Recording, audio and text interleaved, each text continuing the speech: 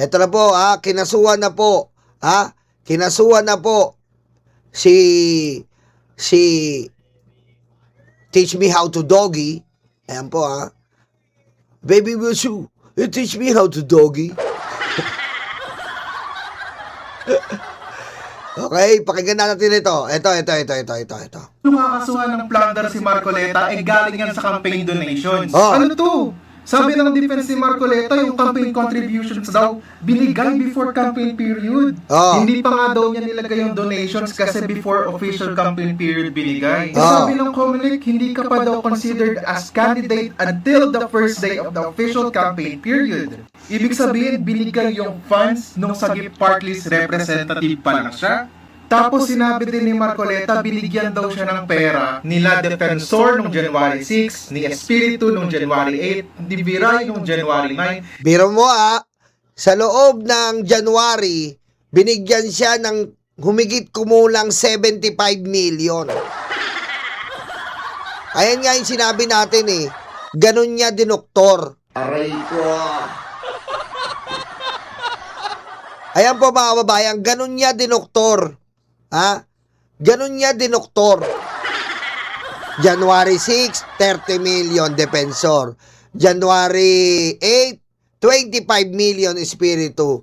January 9, 20 million Viray. Para lang ma-justify niya. Aray ko. Diba? Para lang po ma-justify niya ang kanyang sarili. Pero, sa isip-isip niya, napakadali niyan. Di ilagay ko to. Akala niya lusot siya. Magaling na abogado Aray ko. Diretso. Dahil karapat dapat daw siyang maging senador dahil nakita nila yung kakayahan niya bilang congressman. Di papasok na yun sa indirect bribery, di ba? Oh. Kasi yung offender, public officer, si Marcoleta, congressman. Yun ang sinasabi ko. Donation, hindi galing sa mga kababayan, mga karayuma, malinaw indirect bribery. Ilang beses binasa ni Direk Freddy ang kagahapon. Aray ko. Diba?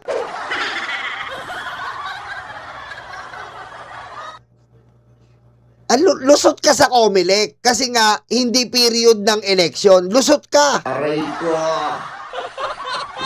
Diba? Lusot siya sa Comelec, hindi period ng eleksyon Lusot siya. Pero hindi ka lusot sa indirect bribery as public official. Diba? May nagbigay sa'yo. Oo, hindi as senador ka nun. Binigyan ka as congressman. And congressman po is public official. Aray ko. Kapag public official ka, sakop ka ng Article 211. Sakop ka ng Article 211. A public officer accepts gifts offered to him or her by reason of the office without a specific quid pro quo, no explicit exchange for a particular official acts. In Tagalog, walang anumang kapalit na partikular. Anong tawag doon? Violation. Yan po, malinaw na malinaw. Binigyan ka sa January ng 75 million. Malinaw, inamin niya. Violation. Diretso. Tapos na-receive niya yung 75 million pesos dahil nakita nila yung kakayahan niya bilang congressman at karapat dapat daw siya maging senador. Di ba pag indirect bribery, walang kapalit yun? Indirect bribery, walang kapalit. Di ba? Kasi meron po tinatawag na direct bribery. Simplehan na lang natin. Nahuli ka ng MMDA. Sample lang po to ha, General Torre, hindi po totoo to. Kunyari lang. Nauli ka ng MMDA, beating the red light, nilagyan mo ng 1,000, direct bribery. Diretsang panunuhol. Pero yung indirect bribery, walang kapalit yon. Yun din po ang iniiwasan ng plunder law para mabawasan po at maiwasan po ang utang na loob. Yan po ang nangyari kay Marcoleta. Yan po ang nangyari kay Marcoleta. Kita mo, ano nangyari? Oh, ano nangyari? Ano nangyari yung sa indirect bribery na to? Biro mo si Defensor? Si Defensor. Pumunta pa kay Marcoleta para ihatid si Gutesa? Yan ang mga example ng indirect bribery. Pinakikinggan niya, for example, si Defensor ngayon. Bakit? Nagbigay sa kanya ng 30 million eh. So, pakikinggan kita. Binigyan mo ako ng campaign donation eh. Defensor. So, pakikinggan kita. Ano ba yan, pare? Ito si Gutesa. Aray ko. Oh, yan ang po ang iniiwasan sa plunder. Oh, lumapit siya pag tinabla. Hello pare, Defensor to, pare, bilalapit ako sa iyo, Gutesa. Ay, hindi pwede yan. Hindi pwede, pare. Hindi pwede yan. Hindi pwede, pare. Pero ano, hindi pwedeng tumanggi kasi nagbigay sa donation, for example. Aray ko. Napakalinaw ng plunder law, indirect bribery. Yan ang iniiwasan.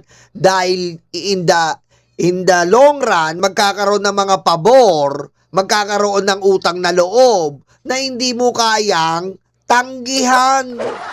Aray ko. Di ba? Diretso. Sinabi kasi ng donors ni Marcoleta, ituring na lang daw yun na utang na loob. Kaya nga siya na-clear ng COMELEC sa SOSE, di ba? Kasi February yung start ng campaign period, pero Diyan siya nakalusot dahil nga hindi sakop ng election period. Pero, di ba? Pero, asawa ni pera. Aray ko.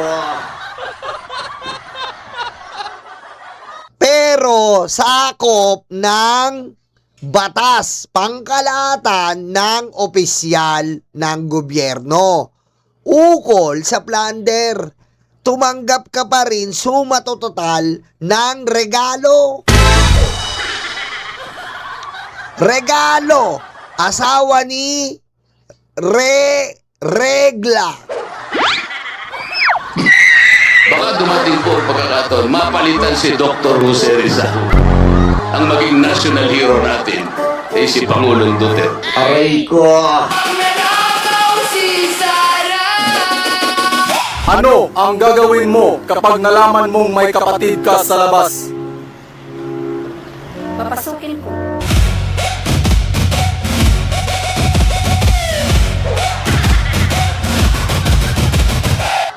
Okay, nandito na po yung number 1 basher natin, Mike Cervera. Mag-subscribe po kayo. Congratulations sa 300,000 subscriber. Aray ko. Ayan na yung basher natin, no? Hindi ka na mukhang multo. Napakawalang yata. Napakawalang yata. Tignan mo. Aray ko. Hindi ka na si Casper. Kita mo. Napakawalang yan ito. Direct Freddy, oh. Aray ko. Mangas talaga to. Mike Cervera, baka kalimutan mo, 500k subscriber to. Ha? Pwede kitang patalsikin dito. 500k to. Baka kalimutan mo, Mike Cervera. 300 ka lang. Pwe! Aray ko. Aray ko. Huwag ka mong babas dito, boy. Ha, Mike Cervera vlog. 300k ka lang, boy. 500 to, boy. Aray ko. Maangas-angas dito, ha. Yung basher natin, nandito na. Tayo. Huwag natin awayan yan. Baka hindi na tayo makalagi in. Aray ko. Baka hindi na po tayo makalagin. Baka hindi tayo makapag-login. Aray ko. Ha? Hindi, kinakamusta lang ako niya kasi ang pogi ko ngayon eh. Piniem ko yan eh. Boss, ang pogi ko ngayon, no? Hindi makapaniwala eh. Mahal na mahal ko yan si Mike Severa. Huwag niyo kawain, oy! Hindi tayo makapag-login. Aray ko. Aray ko. Oo nga pala. Yabang ko. Hindi pala sa akin to, no? Oy, si Mike Severa. Mag-subscribe kayo. Gawin yung 400 yan, ha? Pusang inan yan, ha? Aray ko. Pusang inan nyo, gawin yung 400k yan. Hindi tayo makapag-login. Aray ko. Oh! Yan, mag-subscribe kayo. Direct Freddy, mga kasama natin sa Vengador. Boss Mike Cervera, biyahe ni Koy. Ayan pa, mag-subscribe kayo. Botek, magla-live na naman daw. Tatapatan na naman tayo. Mamaya ka na mag-live, Boss Mike. 8,000 na nanonood sa'yo. Tignan mo yung nanonood sa akin. 300 pa lang. Umigay ka naman dito. Dahil nanonood sa'yo, 8,000 dito, 300. Bayagian mo naman kami dito. Aray ko. Utik, replay na niya. O, dinuduga kayo niyan eh. Replay na, nanonood, 8,000. Ganyan. Ayop. Aray ko. Paano hindi, biro mo, nandun pa siya sa bahay, nasa China siya, nagla-live. Ayop eh. Aray ko. Galing, 8,000. Lugi tayo dito. Uy, nako. Diretso natin. Pero yung donations, O, hindi. Live to, Boss Mike. Hindi replay to. Ano yun? Live to. Sinasabihan mo pa replay, baka umalis yung mga tao. Live to. Huwag mo na paalisin. Aray ko. Pinapaalis mo pa eh. Live to.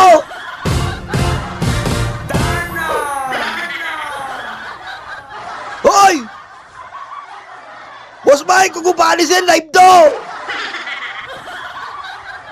Aalis pa sila tuloy dito eh. Aray ko.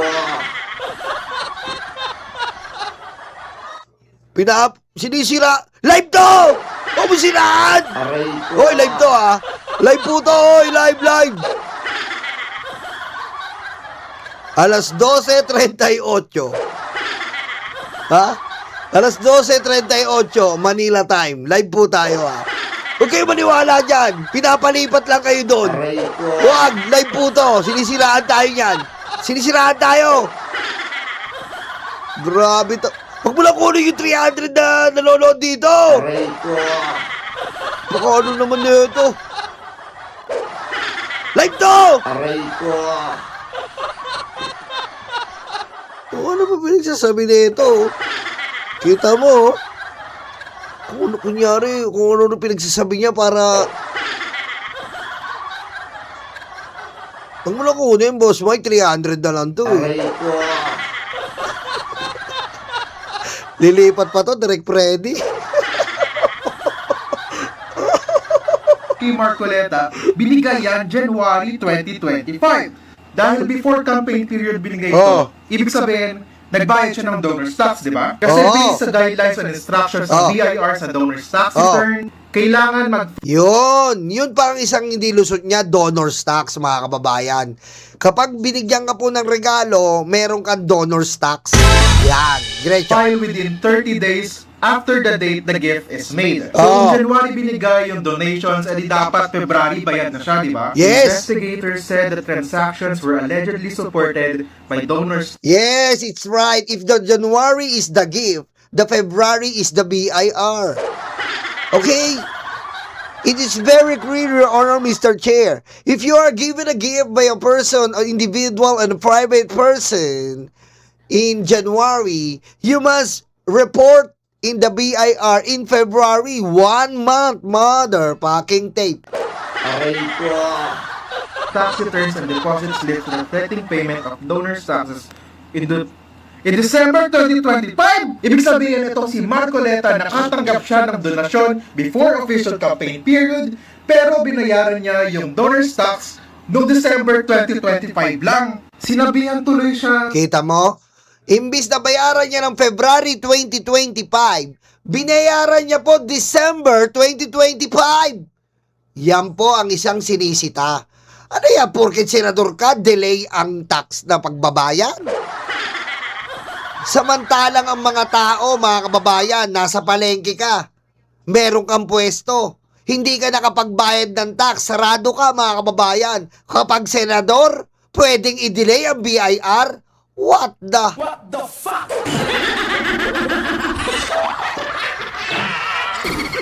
Imbis na maging halimbawa po siya dahil isa siyang senador. Kaso hindi. Isang senador natin, imbis na February magbayad 2025, senador naman ako eh. December na yan, bigyan ng jacket yan. Woohoo! Aray ko. Diba? Yan ang sinisita. O, diretso. Na nagbayad lang daw siya ng donor's tax return para maitago yung illegality ng gifts or donation. Kailan ba nagka-show cause order si Marcoleta dahil sa sose niya? Ayon sa PNA or Philippine News Agency, yung COMELEC nag-issue ng show cause order kay Marcoleta noong last Friday, November 21, 2025.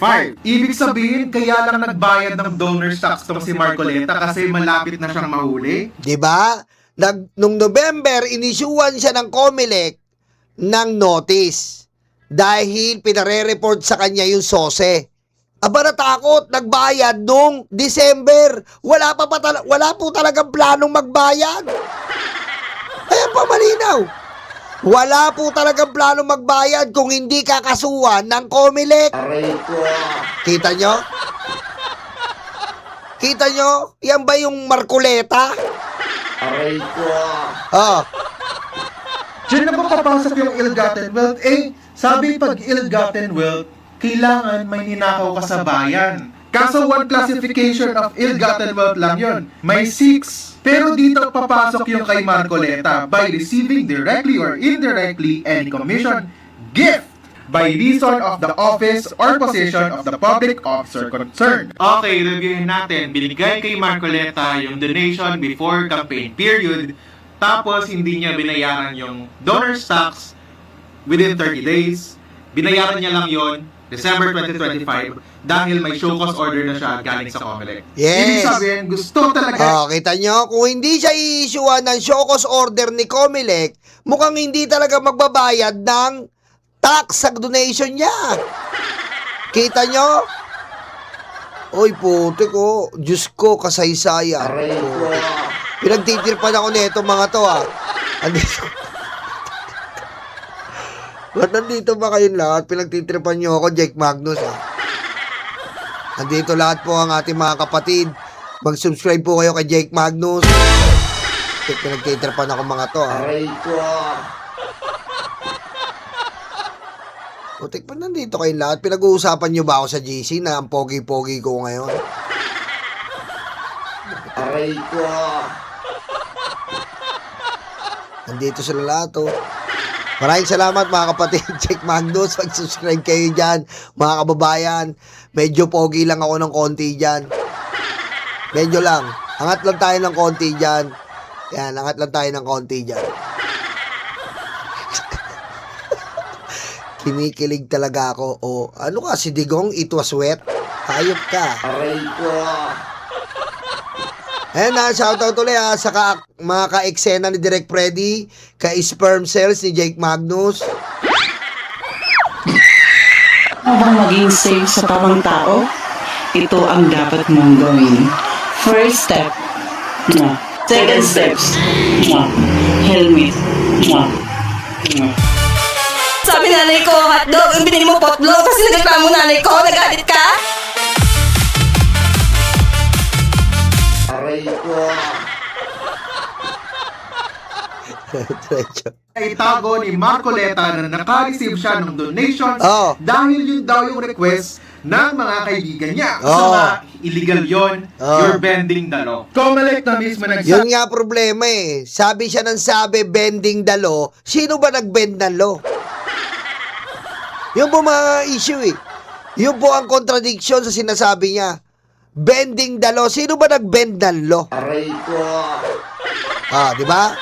Sabi, all campaign donations should be declared. Yun yung ginawa ni Marcoleta. I-anonymous na lang daw yung donors at ituring na utang na loob. Na-clear ka nga sa SOSE, naging plunder case tuloy. Kung iniisip mo pa rin na walang ginawang mali si Marcoleta, aba, ewan ko na lang kung gumagana pa yung utak mo. Yan, kung iniisip po natin, sabi ko nga po mga kababayan, kung iniisip natin, sa totoo lang po tayo, sa batas po tayo po ay nasasakop ng konstitusyon, wala tayong magagawa dyan.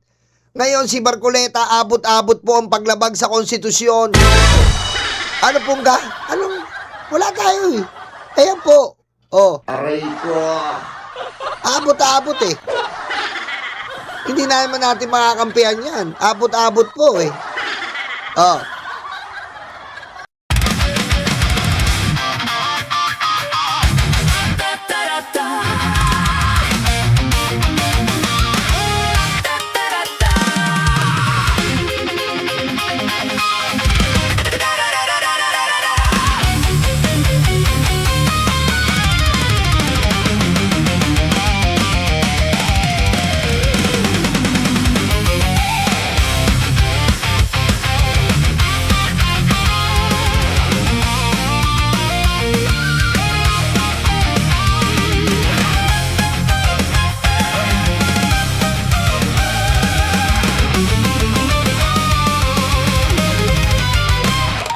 Madilim daw ang paligid, putukan daw ay maririnig.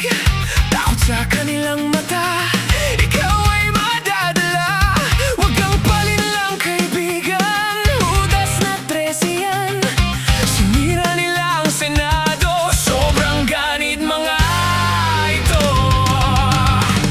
Hindi nyo na maloloko mga Pilipino. Gising na gising kami sa kabobohan nyo. Di bumenta ang pelikula, pati ang drama. Sa sobrang kapal ng mukha, nangungumusta pa.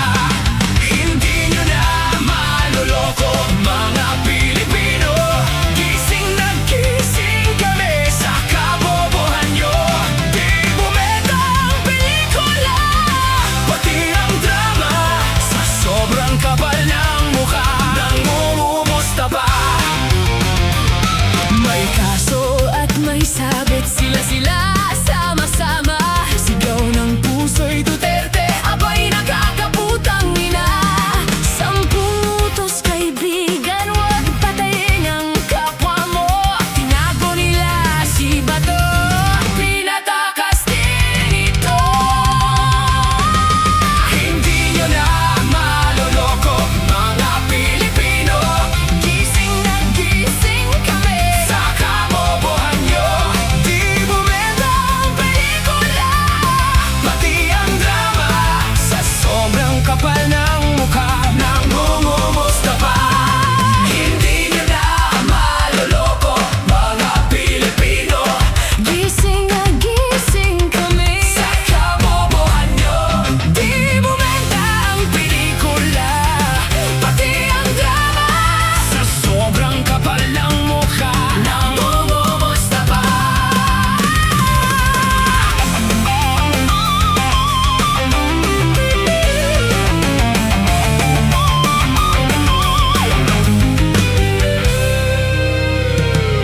Madudumi ang taktika para lang kay Sara. Taong bayan hindi